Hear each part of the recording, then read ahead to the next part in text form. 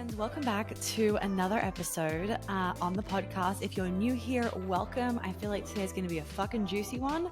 So I'm excited to dive into you. If you're not, dive into you. Wow, that's really interesting.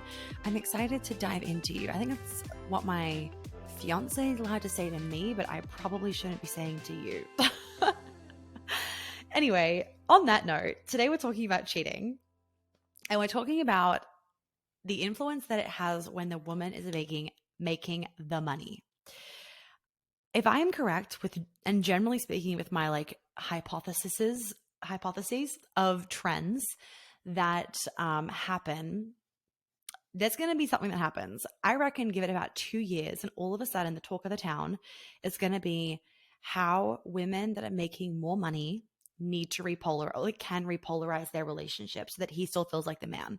I mean, back when I started my business, I started my business ages ago. Back when I started making money in my business, I will say, I was talking about periods, right? And I was talking about periods in terms of hormonal birth control and PCOS and infertility and like getting a natural cycle and cycle syncing. And now all you see all over social media and TikTok are those things. And I will say some of those things that are on social media and TikTok are actually incorrect. So please make sure that you are not just taking what TikTok or 303 says as the truth, because it's probably not. And I need to do a post on that. Well, actually, it might already be out by now. If there is a blog post about my brain, if there is a blog post already out about how to actually cycle sync, not how these TikTokers and Instagram reels are showing you, it's going to be below. And I'm 99% sure that by the time this podcast comes out at the end of March, it'll 100% be live. So the blog post for that is below. So make sure that you check that out and send it to your girlfriends, because I'm seeing a lot of these reels go around of like between days, this and this is how you like what you should exercise. And I'm like, no, that's not how you do it. So like they're nearly there, but they're missing a really, really, really key component that actually makes it cycle syncing so it works for you. And I've written about it and what that is in the blog post. Okay, so are women that are the breadwinners more likely to get cheated on? Now, firstly, obviously why I am passionate about this topic of like female breadwinners that need to be in their feminine in order to keep the polarity strong is because that is me. I'm the breadwinner, at least right now, in my relationship, have been from the get-go. And we have no polarity issues. I mean, I'm going to give an example. Yesterday, he sent me a voice message. He's been away. He sent me a voice message and he was like, hey, babe. So actually, he calls me sweetheart with his like Southern American accent. And I'm like dripping as he says it. It's so good. When he said to me the first time, I was like, holy shit. And he'll say it and like play on this whole like scene of like, oh, sweethearty, you lost in the bar. Like some old school, like country, movie where like this like innocent woman has stumbled into a bar and like her eyes shouldn't see these manly things. And it's so good. Anyway, so he says sweetheart. So he sent me a voice message and basically he was like, so this is what we're going to do for our Europe trip. We've already obviously done the Europe trip, but at the time of this podcast recording, we hadn't. This is what we're going to do for our Europe trip. And I just need your ticket of approval and I'm going to go ahead and do it. And he would just say like, so we're going to go here and then we're going to go to Chamonix and then we're going to go to Paris because like the snow's going to be really good in Chamonix and like the snow in Italy is fucking crap. So we're going to go there for 3 days, like have a nice time, see our friends. Then we're going to go to Chamonix for 2 days and then we're going to go to Paris. And he's like, everything logistics, you tell me and I will make sure it's sorted out. Like he's checking the Wi-Fi everywhere, like emailing every hotel because I'm like, I cannot have a fucking Wi-Fi issue with like Queen Alchemy calls, client calls, etc. It will result in a huge temper tantrum. Me and not working Wi-Fi is not okay. Not because of Instagram, because of my client calls. So what was I going to say? So like as an example, even though I am paying for the majority of the trip, I don't feel like I have to lift a fucking finger. It's like I just pile my clothes up and then he packs the bags because like he's good at packing it in like a manly way that works. I just shove. You know when like a man packs the boot of a car versus a woman? It is hysterical, the difference. Anyway, and so like to a man, it's like, okay, let's logistically think about these bags. To a woman, it's like, let's just get these bags in. Like it'll be fine. Just like shove. Maybe not to every woman, but for a lot of women. So what often happens, right, is like women that are making more money, which is a vibe, that are making more money than men, we immediately have this like internal story of like, he can't lead. Like, I'm immediately the masculine. Like, how am I going to find a more masculine man than me? And it creates all these stories in our head. And what can end up happening is that we almost like step into a relationship where there's resentment before we've even started, because the resentment comes from we want to be protected and provided for. And when we're in this like new age world where men are not making as much money and women are making more money, for a lot of us, because we're relearning so much, we are really having to shift like how we see protection and being provided for. Men automatically feel like they are less than, like they are less men, like that they are less than of a man. And it's pretty fair enough. And the reason why it's fair enough for them to think this is because for basically the history of men, the way that they have provided is through what they have brought home, the bread that's been brought home, right? And whether that has been the meat from back in the hunter and gatherer days, or whether it was money back in the day, it was like that was how they got their that's how they got their, what's the word, value as a man in the relationship, is they need to feel like the protector and the provider. But now women are protecting and providing themselves. Now that women are bringing more bread home than the man, now women are doing everything. So where the fuck do men lie? Like, where is a man's role in all of that? And so it's really, really important that we continue to allow them to have their role. They need to feel like there is a role. And so what's now happening, and there is actually a lot of research, which is like definitely concerning, which is why I think in a couple of years' time, this is going to be popping off. And let me just say, I'm the first one talking about it. So let's not forget that. I started it. But what I predict happening, right, is what research is already showing us, that there is issues with women making more money.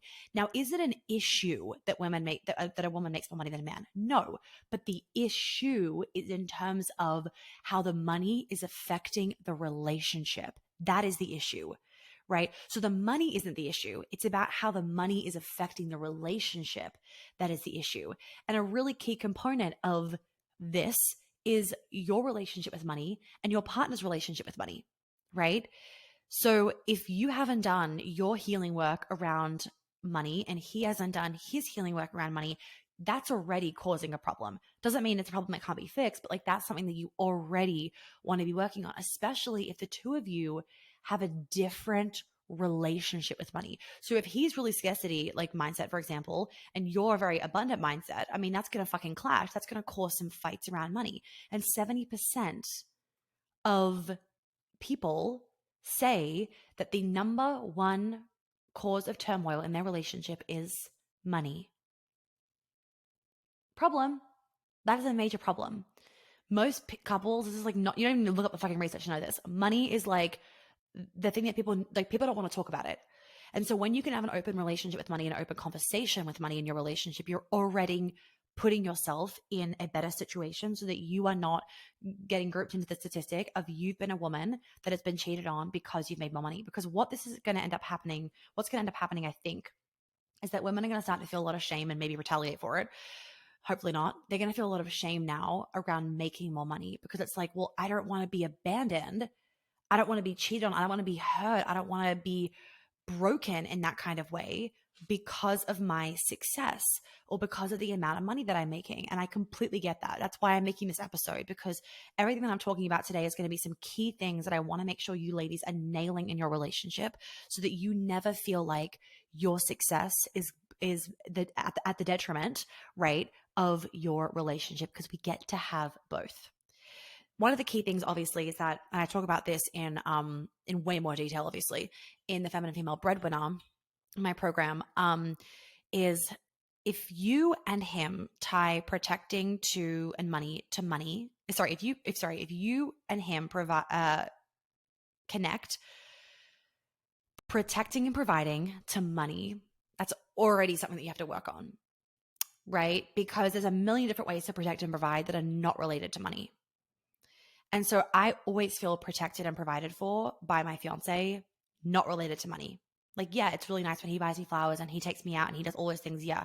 But actually, when he does things that are unrelated to money, it means way more to me. It feels way better to me, because money isn't necessarily inherently masculine. right? It's not like, oh, the only way to feel provided for and protected is via money. No, that's not true at all. When he texts me when he's not home being like, you need to turn the alarm on, or like when he leaves the house and he's like, lock the door behind me, I want to see you lock it. That is sexy to me. That is him protecting me and him providing for me. Or when he is like doing the logistics of our trip to Italy, that is him providing for me and him protecting my energy, my time, my brain space, so that I am not stressed and so that I can just be in my workflow and get the most out of the trip for the marketing purpose that the trip is. So that's something to just firstly think about before we even dive into this. Okay, let me get a sip of water. Hold on. So let's dive in. So I'm going to read some stats for you guys to kind of like open up this conversation. So women that are making more money often find that their husbands are not supportive when they are very successful in their careers. So that number one is like, that's a him thing. And this doesn't mean that we need to like kick him to the curb. This means that we need to give guys some fucking grace. Like, imagine if all of a sudden, for your whole life, for your dad's dad, like every man in the fucking world, basically, before you, imagine if all of them got their sense of manhood off what they were bringing to the table, off their success, off the fact that they were being more successful in terms of the meat they brought back or their job. And now all of a sudden, that doesn't matter anymore. I mean, that's some fucking shit to work through. That is a mindset shift to make, and you're the first generation of men to have to do it. That's a lot. So we already need to give men a little bit of a grace period and a little bit of grace in and of itself to allow them to find their new footing, right? And I've had conversations about this with my fiance because he's in that boat too. Like his dad and his dad's dad, they're all the same. They were all bringing the bacon home, and now they don't have to anymore. And it's like, well, what's their value? Now their success doesn't actually correlate to anything or correlate to, it's like before, women needed men to be successful, and a man's success meant that they were wanted more by their woman. Now that's not the case. So it's like, okay, what's their fucking role in any of this? So let's give them a little bit of grace, because even my man and I have talked about it before, and it's not that he feels like he's not needed. That's not what he said to me. It's just more like it's interesting, and he's thought about it of like maybe subconsciously there is still this part of him that wants to be able to bring home more bacon or feel like he's providing more or feel like, for example, like I bought this house, right? And he wants to feel like, he's contributed to this house in more of a way than he has. And these are really important conversations, because if he keeps that shit buried and unconscious, and we haven't brought it up in a conversation, I can't help him and he can't help himself, because it's shoved down and it's in a shadow, and it will come up in an unhealthy way, like cheating, for example, because he's not seeing himself and I'm not seeing him because I don't know these things, right? So in a 2019 study, it was 6,000 American couples, heterosexual, over 15 years, were included in this study, right? And many men experienced what was termed as psychological distress if their wives made more than 40% of the household's income in marriage. So basically, if a woman has high expectations and responsibilities from her career, she has high expectations and responsibilities at home, and she does not have support from her husband or does not have support in her career from him, she may leave the marriage because she doesn't find the marriage to be in the best interest of her anymore. Fair enough, right? Women want to be supported not only in the household, they also want to be supported in their career. It's just that the issue is a lot of women aren't supporting men in their career because we want the limelight all on us. We're not letting them feel important in their relationship. We're not letting them feel like they are needed and wanted in their relationship. It's like, no, I want all that on me. It's like women have become so selfish. Like that all gets to be put on me. Like you're not important anymore. But men want to feel important. And in fact, men need to feel important for the success of the relationship, right? So another study found that men who are 100% economically, so like financially dependent on their spouses, were at most risk for cheating. In fact, 3 times more at risk than women married to male breadwinners. On average, women who are financially dependent completely on their husbands, they only face about a 5% chance that the man will cheat. There is about a 15% chance that a man married to a female breadwinner will cheat. Shit. Is all I can say to that, right?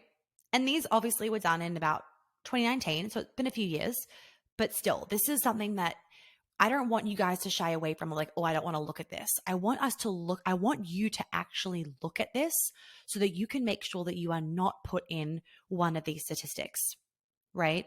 So this is what I'm going to break down these stats now. I'm going to kind of help you guys to feel like, okay, what the fuck can I do about this so I am not put in this stat? So give me 5.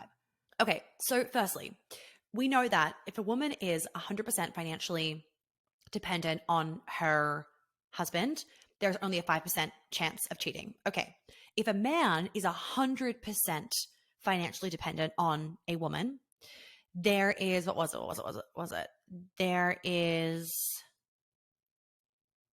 are at most risk, and they are 3 times more at risk than women married to male breadwinners. Okay, so basically we have a problem. So this is what I want you guys to understand, is that if you as a woman, if you are the 100% breadwinner and he is 100% financially dependent on you, it can threaten his manhood. And before you even go, well, that's just fucking him being insecure and egotistical, like maybe to an extent, but also no, because he wants to feel like a fucking man. And as we know, men's masculinity is earned. It is not just given to them. They have to earn their masculinity. They have to prove that they are masculine. Women inherently are just feminine. I mean, our periods in and of itself, that is feminine. Our ability to grow a child, feminine, that is inherently within us, right? Men, they have to constantly be proving their masculinity. So when a really big way that they prove their masculinity by the bacon they bring home is threatened, it's threatening their masculinity. So if their masculinity is threatened, their manhood is threatened, they can then be engaging in these like hyper masculine behaviors so that they can feel like a man again. I mean, if you aren't wanting him, right? If you aren't, letting him ravish you and desire you, and you're not letting him protect you and provide for you, and you're just walking all over him, and you're being the masculine in the relationship because you're the breadwinner and you think that you have all the power and the control because you make the money and you're making the decisions and you're giving him like, oh, here's your bit of money for the week. Like, it's so degrading, right? If you're the one doing that and his balls are being chopped off all the time, and then one day he goes out with the boys and he's in a bar, and this woman, for the first time in for what feels like forever to him, finally actually looks at him in a way where he is protecting her. He is giving something to her rather than the other way around, and he is wanted by her. I mean, don't tempt fate. Don't tempt fate by almost setting yourself up in a trap because you aren't providing an environment for him to thrive. Here's the thing about relationships. He needs to provide an environment for you to thrive in your feminine, feel safe, etc., etc. You need to do the same for him. It works both ways. Like, if we're going to go on the fucking equality train, be equal towards him. If you want him to respect you, if you want him to want you, if you want him to devour you, then make sure that that's also reciprocated, right? If you want him to not, step all over you like a doormat, don't do it to him. It's pretty simple. If you want to be seen in the relationship, see him. It sounds so simple, right? Yet women don't do it because so many women, and this can be triggering to hear, but like, it's fucking true. So many women feel this like entitlement these days for their womanhood. Like, we have all these rights, like fuck men, like independent woman, like blah, blah, blah. And it's like we're fighting back with this bitterness and anger because men aren't chivalrous anymore. Men aren't holding the doors open. Men aren't paying for dinners. Like, men aren't treating us the way that we want to be treated. So we think that by getting more angry at them, it's going to solve the problem, but it literally does the reverse. So if you want to feel sexier around men, safer around men, more accepted by men, you need to actually accept your femininity. You need to accept and embrace that part of yourself that doesn't want to have the responsibility of keeping the roof over your head on your shoulders. And maybe your dynamic is that you figured out that like you work full time and he does the kids or whatever, or what, like, let's just use that example. If that's working for you, great. But you still want to feel like he is the one that is keeping everything in order. For example, maybe he, is doing all the finances at home. He's managing everything so he can make sure that like there's enough money going everywhere and like the cash flow is good. That's fucking sexy because you feel like you can just go to work and make the money, but you're not managing. Do we have enough of everything? Like, can we go on this holiday? How much money is in the saving account? Doing the investments. Maybe he's managing all of that. Or maybe, for example, you both work, but you just make more money in your job. Okay, but that's great. Can his job be the one providing those necessities? So he knows that his job, him going to work, his time is fully responsible for literally keeping the roof over your head. And your money is responsible for other things, for example. It's about finding what works for you. And if you're like, okay, I need to do some fucking work on this because I'm sick of having fights, then please make sure that you join the Feminine Female Breadwinner, because I'm giving you guys like some things here which are really helpful, but like this is just the tip of the iceberg. There's 13 modules in there where I go into really deep specifics to help you with these things. And also beyond this, the feminine energy piece is so important, right? Being in feminine leadership so that you're not coming home and being in your masculine all the time, so that you're not mothering from this masculine place, so that you're not engaging in your relationship from this masculine energy all the time because the mental overwhelm is too big and you're burnt out. That's also really important. So my new program, Her, is for that, and it closes in a few days. So jumping back to like the cheating part. So if he is engaging in these hyper masculine behaviors, you have to remember, you have to think about like, why would he engage in that? It would be, generally speaking, not always, because of you. Not always. I'm going to go into the reasons why it won't be in a second. So you want to make sure that you are setting yourself up and the relationship up for success by making sure that you're not playing in any part for his need to get intimacy and to be seen and to feel like a man by another woman. Okay. So one of the main reasons that people cheat is when they are not feeling seen in their relationship. Okay.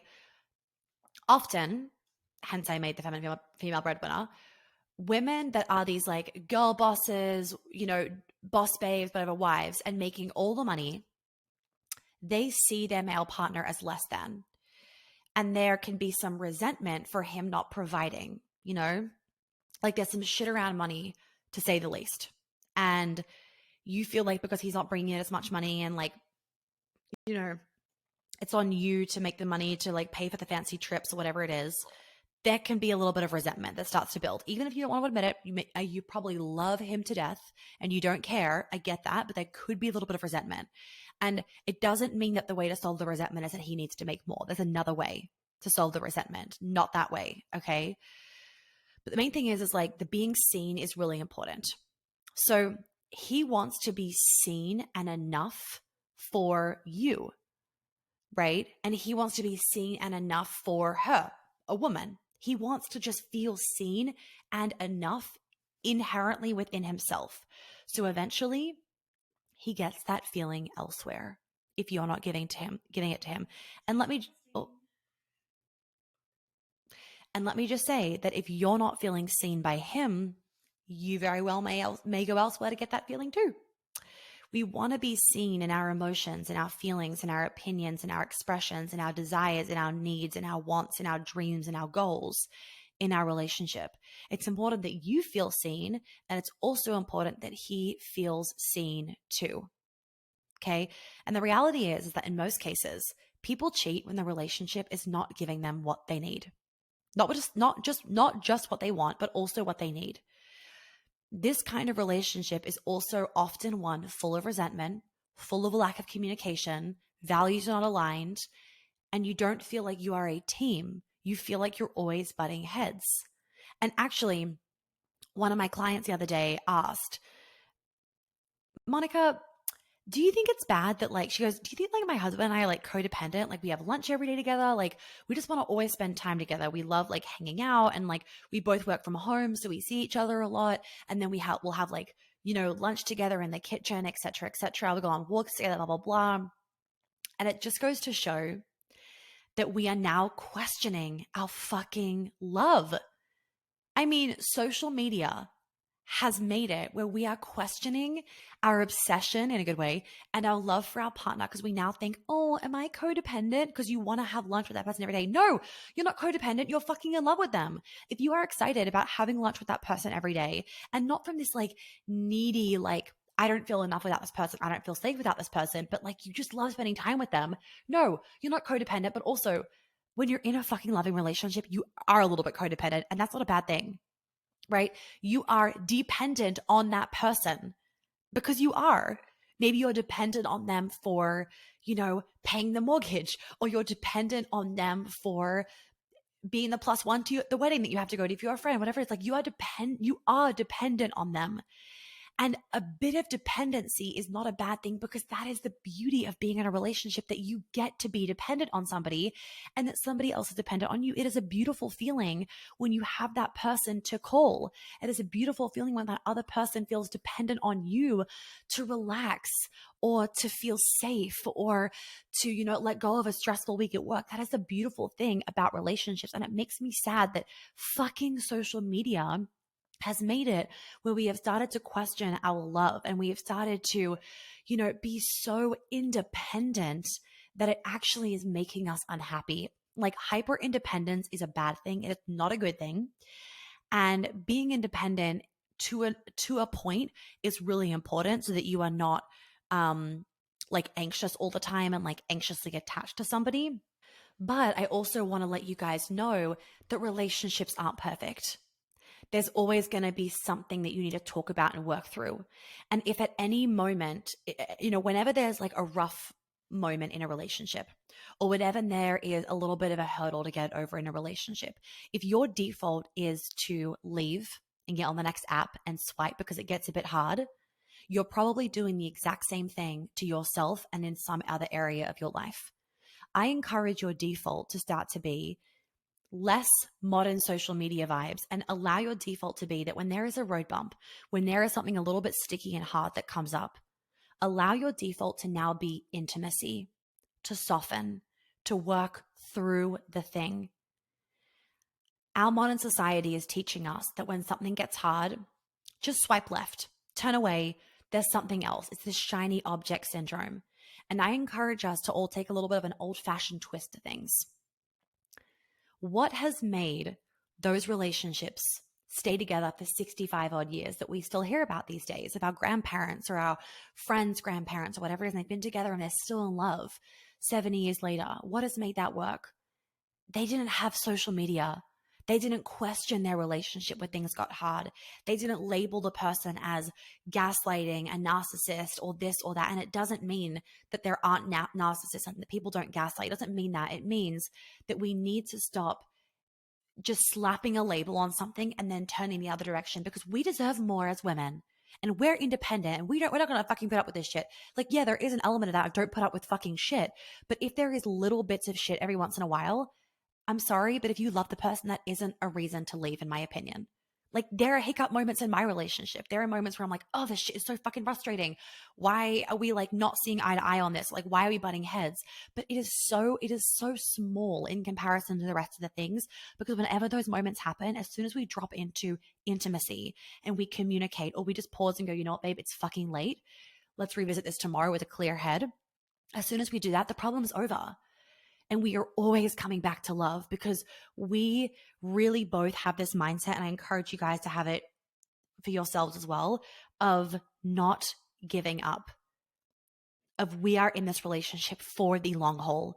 We are not doing what people are doing these days of when things get rough, fuck it, we're leaving. We are making sure from the get-go our needs, our desires, our values are being met, are being expressed. We are not like shoving things under the carpet. We do not allow resentment to build. We are not available for any of those things, because we know that is what causes people to cheat, people to stray, people to leave. We see each other, we are intimate with each other, we are present with each other. And that is what is important, because if you are those things with your partner, they're not going to feel like they're not seen, or they're not valued, or they're not wanted. Because if there is a norm to be communicating like that in the relationship and to be seen like that and to be deep like that, you would never sweep that shit under the rug. It would be so blatantly obvious because you guys are that fucking connected. When the two of you are disconnected, that's why these things go unnoticed, because you're connected to your phone more than you're connected to that other person. Okay. The other reason that people cheat is because of insecurity, and their need for self gratification is larger than their desire for intimacy. Obviously, if you are completely obsessed with the person that you are with, hello, me and him, it would never even cross your mind to cheat. Just thinking about it would make you sick to your stomach. But the reality is, not everybody gets into those kind of relationships. Sometimes people settle, or sometimes they don't know that there is something more. And so they're in a relationship and they think this is all I can get. It's as good as it can get, et cetera, whatever it is. I'm not shaming that person, and I'm not shaming you if you're in that situation. I also just don't want you to second guess your relationship, because I'm sure it's beautiful. And if you find yourself in a relationship that's blah, right? What can happen, can happen, is that you or your partner has a bigger desire for their ego to be fed and to have self gratification than to deepen the intimacy with you. And has a bigger desire for that, self gratification, than to get really honest about your relationship, about what you guys want together, and about where you guys can do better together and separately. It doesn't mean that I'm saying stay in a shitty relationship or stay in a fucking dry, dead relationship. That's not what I'm saying. But what I'm saying is that there's a lot of people in relationships where they're just not putting in the effort. I'm sorry, but relationships take effort. If you don't want to put effort in, if that doesn't excite you, that you get to give your energy to somebody else that you love and adore, and you receive that back in return, then like reevaluate some shit, or you're not in the right relationship. Because I was only thinking yesterday, oh, it feels so good to be able to, text my fiance and ask him, do you want to come home to carrot cake or blueberry and banana muffins? Or, how can I help you because your flight's been delayed and like you only have one full day at home before we have to leave for Italy or whatever it is. Like, it feels so good to be able to support somebody. That's what life's about. It's about connection. Like, being independent's great. Being single is fucking great. But it will get to a point where you're like, okay, I'm ready to share my life with somebody else.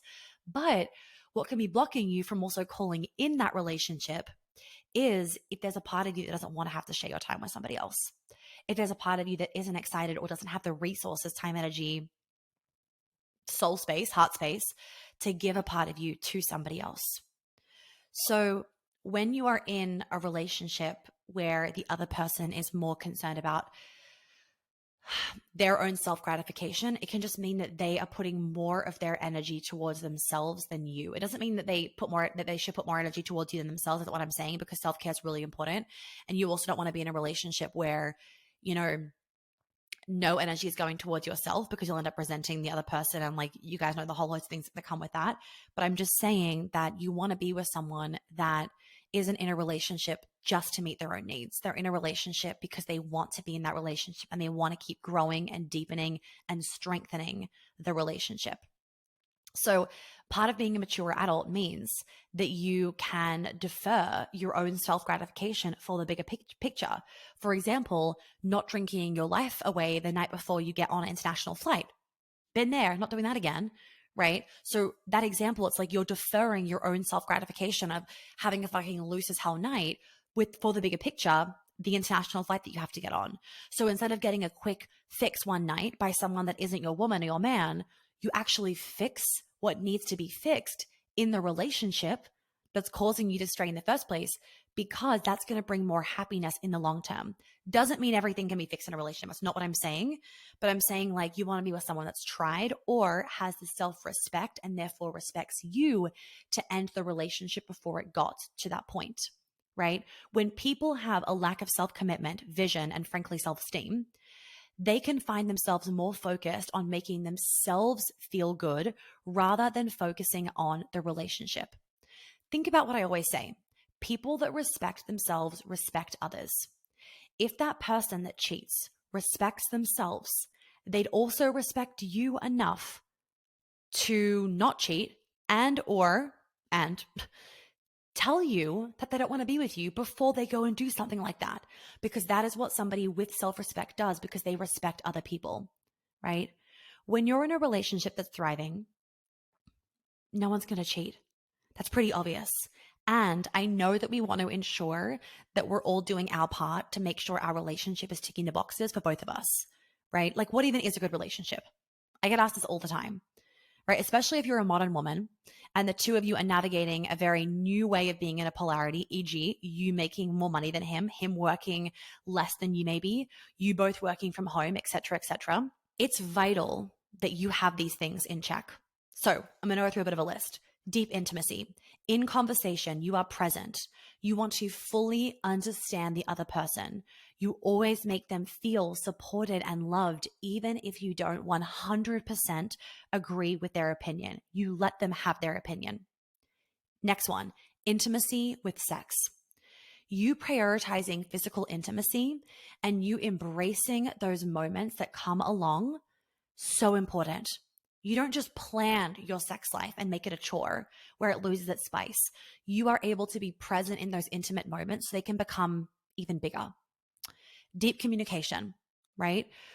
This cannot be replaced with other people. When you have deep, vulnerable communication, that shit cannot be replaced with other people.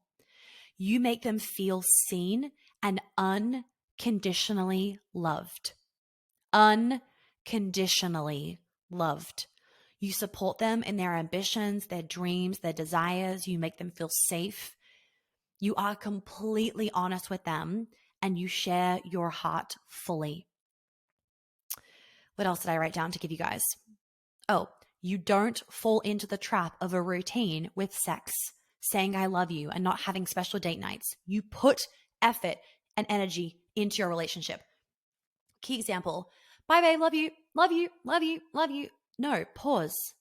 I fucking love the hell out of you. Say it, feel it, embrace it like you mean it, right? So whilst the research shows that women that are the breadwinners are more likely to be cheated on, the key thing here is the other factors of cheating that I've mentioned and how is your relationship with money, right? Really important. Let's regroup really quick. He needs to feel like a fucking man in the relationship. You need to feel like the woman in the relationship. The polarity is so fucking important. Money needs to be an open conversation so shit isn't getting shoved under the rugs and then it's bubbling up later, right? Does he tie money to being the provider? How do you talk about money? Do you resent him for not making more? What else is going on in your relationship with money and in your relationship and in the polarity and in you being in your feminine and him being in his masculine? All of those things are really important things to start thinking about. So if you do make more money or the same amount of money as him, you need to join the feminine female breadwinner to get this shit sorted out stat. Fuck having money being a problem in your relationship. Money brings freedom. It's meant to bring beautiful experiences and more space and relaxation in your life. I don't want money bringing problems for you. I don't want you ladies feeling shame or stress or worry about your success. I want you to feel like you can continue to be successful and have the incredible relationship where your man is being a man, because you do get to have that and that is possible for you, right? A quick way to fuck a relationship is to take each other for granted. So check in with yourself to ensure that you are not creating unfair expectations, taking your partner for granted, only conditionally loving him and not seeing his desires, his needs, his wishes, etc. Okay. The other program that would be really, really good for you, I'm going to give you guys two others to look at, is Embodiment of Dating. Number 2, if you find like the hard conversations hard, if you find that you don't know how to fight well, if you feel like you don't know how to talk about difficult things, etc., etc., Embodiment Day number 2 would be really good. If you look at the website, it will help you to figure out whether it's a good fit for you. You can also send us an email and ask us, just explain your situation. And then the other program is if you need to heal your relationship with money, Magic Money and Manifestation Level 1 is going to help you to heal your relationship with money. I will also say later this year in like August, the Men and Money Bundle is reopening again, which is a blend of a wealth masterclass for healing your relationship with money, and then also MMM level 2 and be a lover, not a mother. MMM level 2 is magic money manifestation level 2 and be a lover, not a mother. So that could also be a good thing for some of you guys to hang tight on if that feels like it's a better fit. But as per usual, just go to the website. You can scroll through all the different programs to figure out what's best. We are making a blog post that we'll link below as well. That is the symptoms to problem tracker kind of thing. So you can look at the symptoms that you might have and then it's directing you to the best programs. So you can take a look at that and we'll continue to be adding to that list. That's also going to help you to figure out the best programs. But as per usual, you can just send us an email to support@monicagateshealth.com, share what your kind of situation is, and then myself or Olivia will give the best feedback of what would be the best programs for you to do in like order as well in an ideal situation. And then you can pick and choose, because really my programs can be done in any order, but sometimes people will ask what's the best order. And I'm like, if you can, do it in this order, but if you can't, you're still going to get great results. It's just like this order will create more ease for you to like have like consistent growth, if that makes sense, versus kind of going up, going a little bit down, getting stagnant, etc. Like doing the trauma healing, you guys know, is always number one. So healing your relationship with money, healing your relationship with men, healing your relationship with the feminine is going to be like a really key thing for this topic of conversation from today's podcast. So I'm going to leave it there. I hope that you loved today's episode and I will see you guys in the next one.